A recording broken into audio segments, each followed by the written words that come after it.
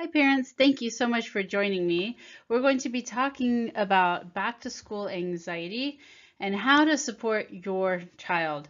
And quite honestly, there's actually back to school anxiety for parents as well, right? Sometimes it's because our children are anxious, and sometimes it's just we're trying to get things together to start a new school year. Now, when I think of back to school anxiety, I think way back to the anxiety of the very first school drop off ever. That was for our family preschool. I remember vividly dropping off my oldest daughter. So this was the first time I'd dropped off my kids somewhere, right, for the full day. She was 3 years old. There were lots of parents huddled in the hallways, kind of pacing nervously as we were waiting for the preschool doors to officially open. There's a lot of movement, a lot of little kids running around. There was 3-year-olds and 4-year-olds that were all waiting to go to school. And the kids' anxiety, some kids were anxious, but most of them were just running around having fun. A few kids were a little bit anxious and kind of holding on to their mom or dad's knees, not really wanting to go in. But there weren't that many kids like that. For the most part, the kids were super excited to get into the classroom and to start playing and to have fun with their friends. The parents I found at that point in life, they were the ones who were more anxious because there were lots of stuff that they didn't know about, things that they were dealing with. And like me, it was my first child that I was dropping off to school. So think about that anxiety that we felt. That's kind of where our kids are and their anxiety when they get older and they're more aware. But let me backtrack first and just introduce myself. My name is Sheri. Coach Sheri is what most of the teens call me. I'm a teen life coach, I'm a parent educator, and I'm a motivational speaker. I love what I do. I get to help parents and teens and kids to really have a great experience in life, especially during the transitions that are difficult sometimes, like middle and high school.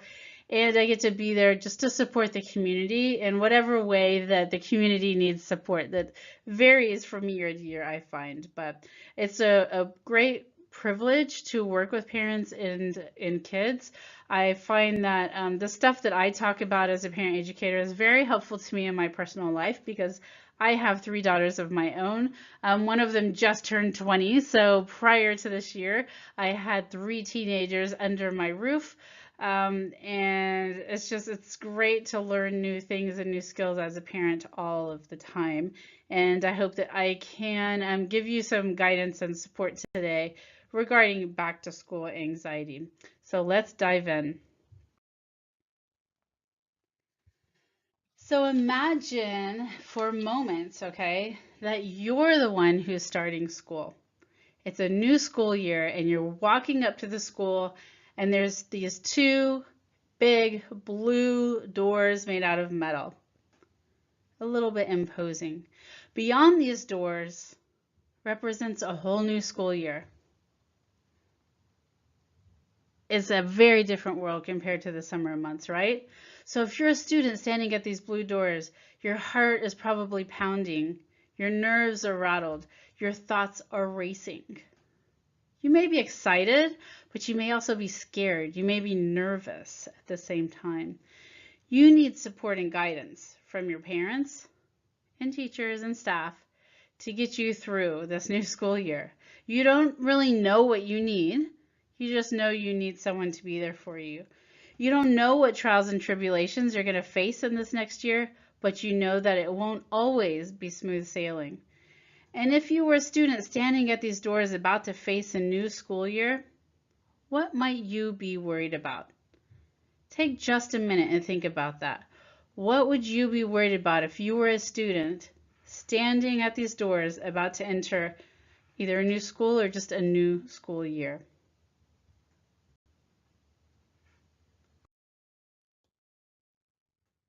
So some of the things that I hear teens talk about and parents talk about is that they're very concerned about friendships, about academics, about how they're going to juggle it all, about their teachers, about lunch, about losing things, about organizing things, There's so many things that they are concerned about, as you can imagine. Now, the main issues, and there's many things that our kids can be anxious about. But the main issues really can be boiled down to three different areas. The first area is a lack of control. Things that they have no control over can create anxiety, as you can imagine. The other area is the what ifs. This is what if this happens. And this list can go on and on in a kid's head. They can really be thinking about, as their anxiety is revving up at home, they start to think about all the what if scenarios. The third area is the unknowns. They might not know how to buy lunch or know how to get to their classes. There's so many unknowns. And we're going to talk about each of these main areas, these main issues, and what a little bit more specifics on what our kids might be anxious about. If we can understand where they're coming from, then that gives us a little more patience when they're feeling anxious, and it also gives us a little more understanding of how we can be there to support them through that anxiety. All right, let's face it. When you're a kid, there are so many things that you simply can't control about life, but especially about school. They can't control the start time, the classes they take, the people that they're in class with. There's a lot that they can't control, and they know it. And to ramp up the anxiety, many times heading into the first day of school, they don't know a lot of these things. Many of our local schools have started releasing the schedule when they arrive to their first day of school. Now, fortunately, most of these things are kind of figured out pretty quickly by the end of the first day of school. But it can certainly ramp up during the days leading up to the first day. That anxiety can really ramp up. But after the first day or two, the anxiety is lowered pretty quickly as they are able to figure out these things at least. They may not be able to control them, but at least they can figure out what they are. That is the what ifs. This is the list that can drive parents crazy because the kids can really come up with all sorts of scenarios on the what ifs. And this really, honestly, is something that can cause a lot of anxiety for parents too. What if my kid is bullied? What if there's an emergency at the school? What if they don't know how to get lunch? What if they get lost in class and nobody notices? What if somebody tries to get them to vape in the bathroom? I mean, so many what ifs. So we can drive ourselves crazy with this, but our kids can as well. So we've got to be that logic when it comes to the what ifs. So what if, for example, what if people ignore me is what a student might think. What if I get lost? What if teachers are mean? What if I sit alone at lunch? What if I can't get my locker open? What if I lose my student card? As you can see, all of these are not big deals really, but they can feel like it when you're a teenager. So really as your kids are saying these, don't try to combat them one by one.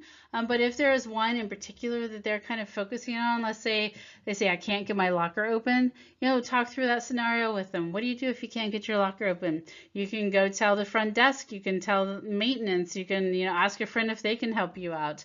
So yeah, just kind of think about as these come up, if it's really a good thing to help them with, or if you need to just let them vent. Sometimes they just need to vent, right? And then there's the last category, the unknowns. There's just stuff that's new territory, especially if they're at a new school. Let's say they're going into kindergarten or they're going into middle school or into high school, or if they're just at a new school because you just moved here, or you changed locations or went to a private school from a public school or vice versa. There's just stuff that they don't know. The list is especially long when they're transitioning to a new school. So some of the things, they might not know where their classes are. If you can get that schedule ahead of time, that's fantastic. You can let them look at the map, but a lot of times they don't give it to them ahead of time.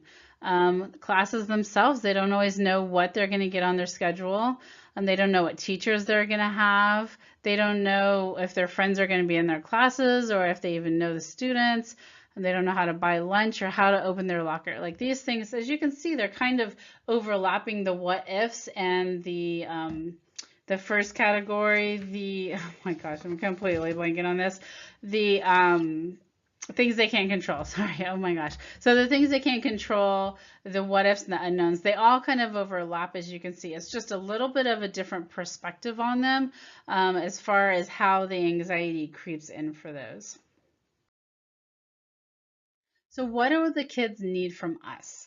How can we help support them through these transitions and through the beginning of the school year, especially if they're revving up in the anxiety? First of all, we can give them information. Now, some kids, they want every single little piece of information that is available to them. Other kids are overwhelmed by that. So they just need the basics of the information. And nobody knows your children better than you do. So you gotta have to kind of figure out, is your kid one that needs to know every bit of information, or do they just need the basics? Is your kid one that needs to go up to the school and see the school and walk through the school and try out a locker? Or are they okay to just do it the first day they come there? So really think about that, and each of your kids may be different. You may have one that wants every piece of information and one that could care less until they get there and they would rather wing it. But for the ones who want all the information, their anxiety can really be high if they're walking into the first day and they don't know the lay of the land, they don't know their classes or anything like that. So yeah, really work on the kids who need the information to give them as much as you can. The second thing is they need reassurance. They need reassurance that they can handle it. So when I'm talking about reassurance, don't just give them the short, you can do this. Just let them know, I know that you're going to be able to figure out anything that comes your way. Let them know that they're going to do just fine this year because they're smart and they can figure things out. And just instead of just saying it's going to be fine, because when you say that, it's a little bit dismissive to their feelings, right? The other thing is to help instill that confidence through, again, the same sort of affirmations, that they're strong, they're smart, they can figure it out, and then give them the support they need. When they're asking questions, give them the answers that you can. Don't just get short with them and lose your temper, especially if a kid's very anxious. They may ask you a lot of questions, and which, kind of sums it up with patience. We really need to have patience with our kids at this time of the year, especially with teenagers. What I notice is they try to act cool, like they got it all together. But what it looks like to us as parents is a short temper and they're really moody because they're kind of trying to be more independent. They don't want to say, Mom, take me up to the school and show me around.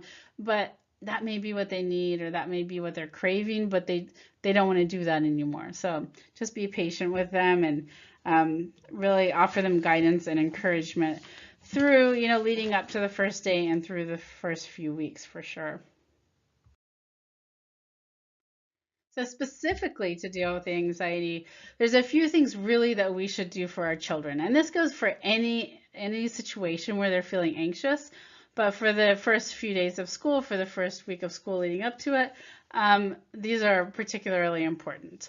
So your child needs to know that it's very normal to feel anxious leading up to the first days of school. They need to know that they're not in it alone. You can maybe tell them a short story about how when you started your first day at work or when you started a new school, how you felt anxious. And I say keep it short because you don't want to make it all about you, but you can give them a short little synopsis of why you understand. Let them know it's okay to be anxious. That it's okay for them right in that moment to be anxious. We don't have to move them hurriedly through this anxiety. So what we try to do oftentimes as parents is, if our kids are feeling anxious, to try to just get them out of that anxiety right away. But that can be teaching them that the anxiety, there's something wrong with the anxiety, and we don't want to do that. So allow them to sit in the anxiety for a bit. What that means is if they're at home and they're saying, oh, I'm so anxious about the first day of school, instead of saying, don't worry about it, just go clean your room, you can say, oh yeah, I know, it's really hard when you're starting something new. What are you most anxious about? So let them be anxious instead of trying to move them along, so to speak. And then after they've had time to deal with it, it doesn't mean the anxiety's gone necessarily.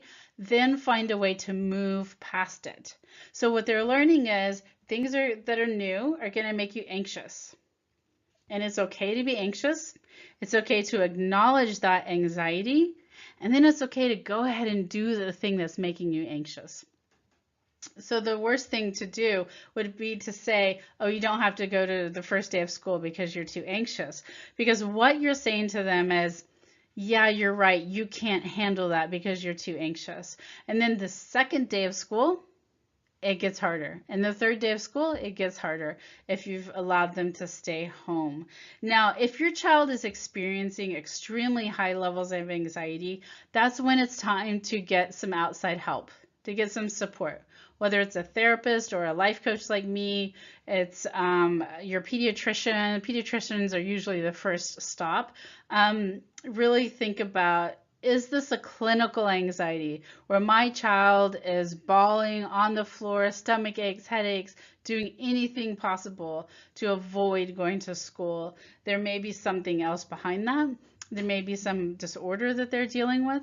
So when I'd say to let them be anxious and then move past it, just make sure that you're aware there are different levels of anxiety. There's the kind of normal everyday anxiety, and then there is clinical level anxiety. And if you have any concerns about that, reach out to someone who can help you figure out, is this normal or is this something that needs to be checked out further by a professional?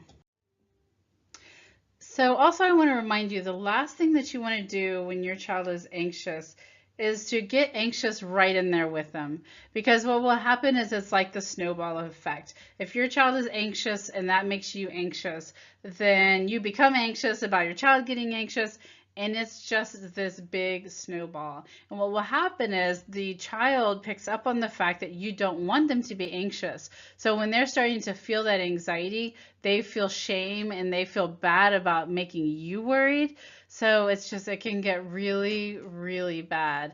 So don't get in there with them. If they're feeling anxious, tell yourself this is normal for them to be anxious about these things. I'm going to be the calm person in this situation. I'm going to be calm emotionally for them, and that's going to help them through the anxiety. So I hope that makes sense. I've seen this so many times with parents and children, very well-meaning parents, trying to help their kids through the anxiety, but it becomes this this enmeshment where they can't get out of that pattern. So I don't want you to get into that pattern. So just remember that. Don't get in there with them. Now, I do want to point out that one of the areas that kids become extremely anxious about is the academic aspect of being at school. And when they're jumping up a significant level, so from elementary school to middle school, or middle school to high school, or even high school to college, academics are what they get really worried about. And there's a reason for that, because the teachers and the parents and society harps on, we are getting you ready in elementary for middle school because it's going to be so hard and the expectations are going to be so high. When they're in middle school, they're constantly saying, we're getting you ready for high school because it's going to be so hard and so rigorous. And the same thing with high school, we're getting you ready for college. So we are responsible, we as parents and teachers and society, for revving up the stress and anxiety in our children when it comes to academics. So let's look at what specifically in academics causes the anxiety. The teachers. Teachers themselves can cause a lot of anxiety on the first day of school. Some teachers, and I love teachers, that I could never be a teacher in a school like Monday through Friday all day long. I can't even believe there's people who are able to do that all day long. It takes a lot of patience and a lot of just amazing qualities to be a teacher. So when I say this, that teachers themselves can cause anxiety, it's not coming from a place of judgment. It's just coming from a place of what I see and hear from our kids, okay? Teachers on the first day of school, sometimes instead of hyping up the kids and saying, we're gonna have a great year, this is gonna be fantastic, they start in with, the expectations are high in here, people are gonna fail, you're gonna have a hard time. And so sometimes the teachers themselves can cause anxiety, but also sometimes teachers, just the personality of a teacher can be anxiety provoking for our children. There's nothing we can do about that. We all have certain personalities we do better with than others, and that's just the way of life. So it's just something that they have to learn to deal with. Now, also, they have to learn the systems. And when they get to a place where they have the multiple classes, multiple teachers, they are learning multiple systems, how to turn in papers, how they're supposed to write their name, um, what they do if they've missed a day of school, all of these different systems they have to learn. Even in elementary school, there's a lot of systems the teachers have, like when you come in, flip over your name tag, when you come in, put your homework here, get your new worksheets here. So there's just lots of systems that they have to learn in the first few weeks of school. There's also the expectations. Some teachers let you turn in homework late, others don't. Some teachers let you ask questions whenever you want, others don't. So what are the expectations? And also the expectations from you as parents. If they are in a new situation, am I expected to get perfect scores on everything? Am I expected to be the perfect student? Is it okay if I fail something here and there? They just need to know what those expectations are. And then the routines, again, there's routines about doing homework, writing it in the planner, all of those sorts of things. And then the rules. Some teachers are really, really good about rules. They have them written out on a board, and that's what the kids need to know. And many of the teachers will go through the classroom rules the first day of class, which is fantastic, especially those kids that need as much information as possible. They want to know all these things. They want to know who their teachers are, what the systems are, expectations, the routines, and the rules. And then just the building. Like the building, like where are the classrooms? This is part of the academic process. Now, here's another thing that we have to remember when it comes to academics. We have to give our kids the power, as much power as we can, in their educational process. As they get older, of course, the more power and responsibility that you hand over to them, the better, because it really is a life skill that they need that's going to last them for the rest of their life. And by giving them responsibility, we're also giving them empowerment. We're saying to them, you are responsible for getting your homework done because I believe in you and I know you can do it. Now, if you have children who have some struggles with organization or they have learning differences, then you, of course, are going to be a parent that has to step in a little bit more to get them through the educational system that we have set up in the U.S. because it's pretty rigid unless you're at a special type of school. So yes, give them the power as much as you can and be there to support them while you're giving them that power and independence. Now, the other thing is to think of yourself as the assistant. Instead of doing things for them, being there to assist them in things. Let's think of an example, a science fair project. If your kids are doing a science fair project, it's okay to be their assistant. It's not okay to step in and figure out what their science project is, what should be on the board, to do the board, to print out the board, to write out the hypotheses and all those things. That's doing it. That's being the project manager. But you need to be their assistant. And when you're their assistant, you need to listen to what they're asking for as far as help. And if they are done with the project and they like it as is, then you need to be okay with that. Like, don't step in and say, this isn't good enough. I'm going to fix it. I'm going to make it better. Because then it becomes your project. I've seen that a lot. And you see that like in these funny movies where you'll see the parents have done all the work. Don't be that parent. Because what you're teaching them is the end goal, the end product is more important than the process. And we don't want to teach them that. We want to teach them that the work that you put into it is the most important thing, more important than the grade they get, and more important than how pretty their science project looks. Now, the other thing is to make sure expectations are clear from school. Make sure that they understand what their teacher is expecting of them. And that doesn't mean that you're emailing the school or that you're calling the teacher. That means that you guide your student to ask the teacher if the expectations are not clear. Now, of course, there are sometimes you may need to step in, but for the most part, you're going to be coaching them on how to find out the expectations. And then intervene only when necessary. This is so key because, again, if you intervene every little time something comes up, You're teaching your child, you are not capable of dealing with this. And you're also setting it up so that the teacher becomes tired of your interventions and doesn't take it seriously. And sadly, sometimes that's taken out on the child. Not in most cases, and I'm not saying it's purposeful, but teachers are human beings, right? But intervene only when necessary. And always start with coaching your child on how to approach the teacher so that they can do it on their own. The other thing is, when special accommodations are needed, make sure that you have got that set up from the get-go with the school. This obviously is something that your child is not going to be dealing with on their own. You need to make sure that the accommodations are in place and that the teachers are adhering to them, and do that from the start of the school year.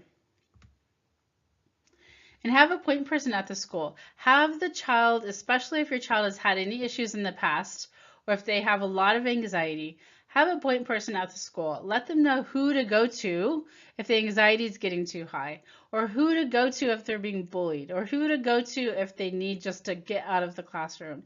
In most cases, this is going to be the counselor, but it may be another teacher that they are very familiar with, that they can go to them, maybe the assistant principal. It just depends on your school and the associations that your child has at that school.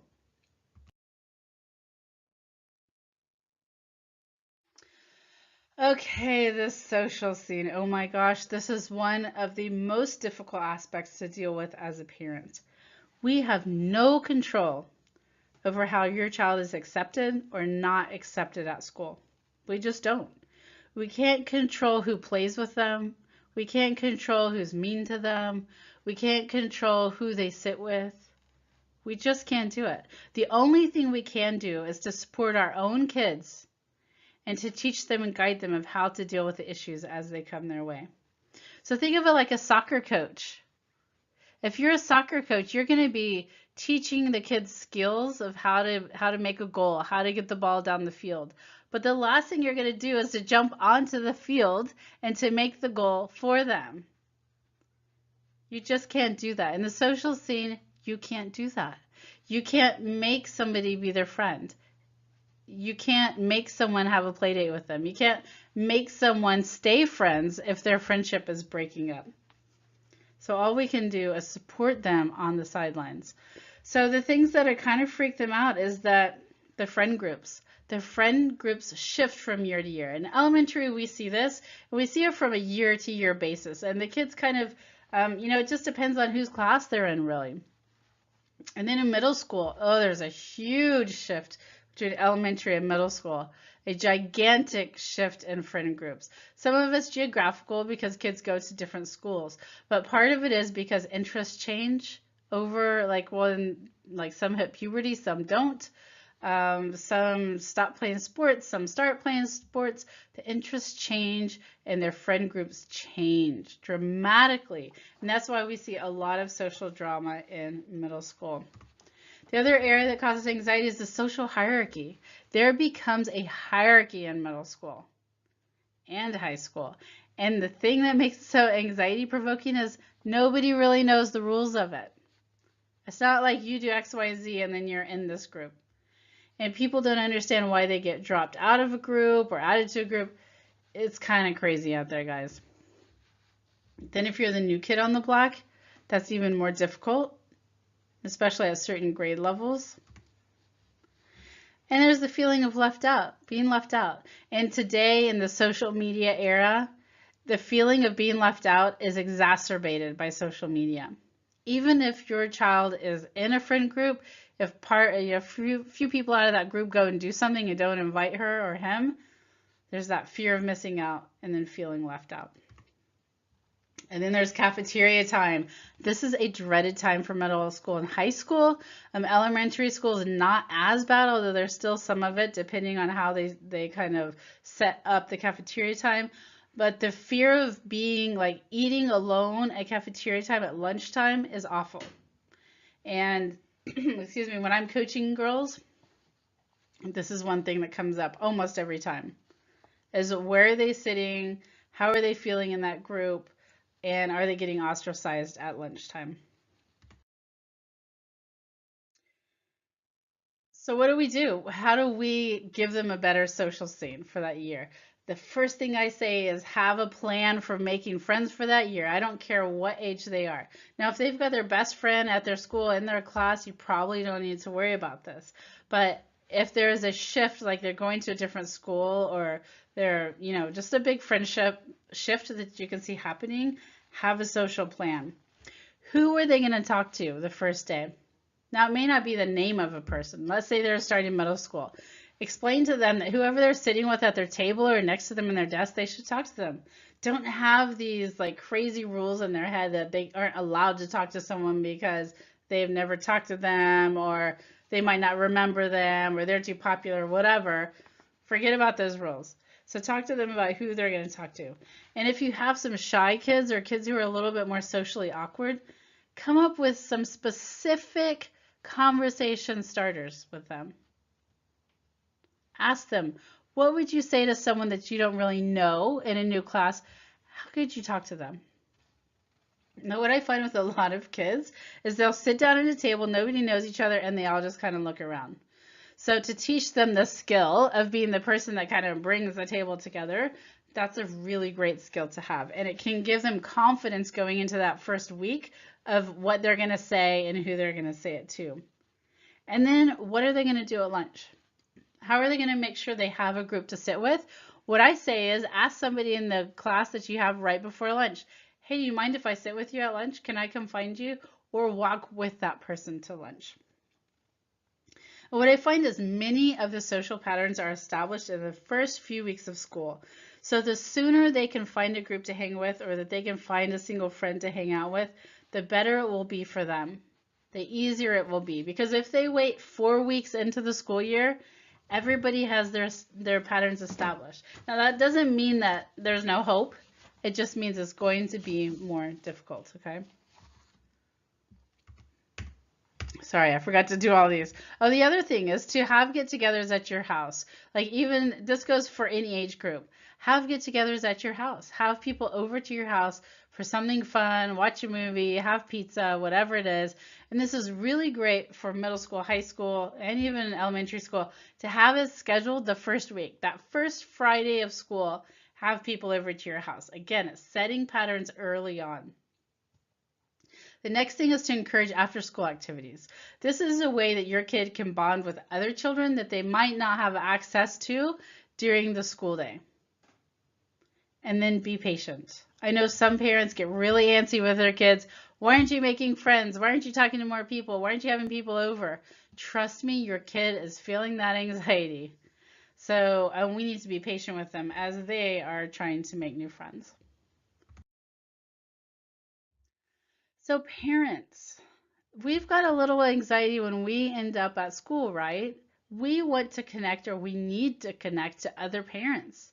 It's important for our kids to see that, but it's also important for us to connect with each other, to know we've got this group of parents that we can go to for connection, to ask advice, all of that. I mean, you may have your group of friends outside of the school, but it's great to have a group of parents that you know and trust at the school as well. You can do this through Facebook groups. Pretty much every class or every school has a parent Facebook group now. Some of them are sanctioned by the schools and created by the schools. Other times they're just like groups that the parents themselves have made. If you are in Lake Washington School District, there's one called the Parenting Group of Middle High School Kids in LWSD. It's actually one that I moderate with another friend of mine, and this is an amazing group because it's not a Lake Washington School District group, but all the parents are from Lake Washington School District, and we can ask questions offline. We can find out, did you hear about the schedule thing, or did you hear about this that happened, or how do I get ASB card replacement? So many great things. So if you're not in Lake Washington School District, look for the Facebook group at your school. I'm sure they have one. And then volunteer for local organizations. Now, it can be something for the school. I highly recommend that. But if you don't, volunteer for something locally. This is a way to get you connected with parents. And then take classes. Take classes at the gym, at the craft store, at the paint studio. But stay connected. And then ask people out for coffee. And I say ask the parents out for coffee instead of try to set up a play date. you'll find many more people will say yes to you going out to coffee with them versus setting their child up with your child. And the reason is they don't know if your child gets along with their child yet. And they don't want to be in this awkward situation. So ask people out for coffee. It's easier for most people to get away for coffee than to do something after school when they've got the kids and they're running around and doing all those errands. So I do want to tell you about this event called You Got This. And this is for girls who are going to be in middle school this year, 6th through 8th grade. It's an amazing event. It's an amazing event that is really designed to boost the confidence of girls, to give them life skills to get them through middle school, like to really thrive in middle school, not just to survive. I find that middle school is an extremely difficult transition for boys and girls, but this particular event is for girls only. The fantastic thing is, Microsoft employees can send their daughters, and your EAP benefit will cover the cost of registration. So the event is September 29th. It's from 9:30 to 5. It's for girls in 6th through 8th grade. And like I said, it's covered by EAP benefits. All you have to do is go onto this website, teenyseattle.com/yougotthis, and sign up for the event, and then we'll get your Microsoft information. We'll do all the behind the scenes work to verify benefits and to get that done. So you do have to pay the fee, and then you end up getting refunded. You don't have to do anything to get the refund except your daughter has to show up. That's the only thing. And there's also another thing that is covered by your Microsoft benefits, and that's called the Middle School Survival Guide. And this is for parents, okay?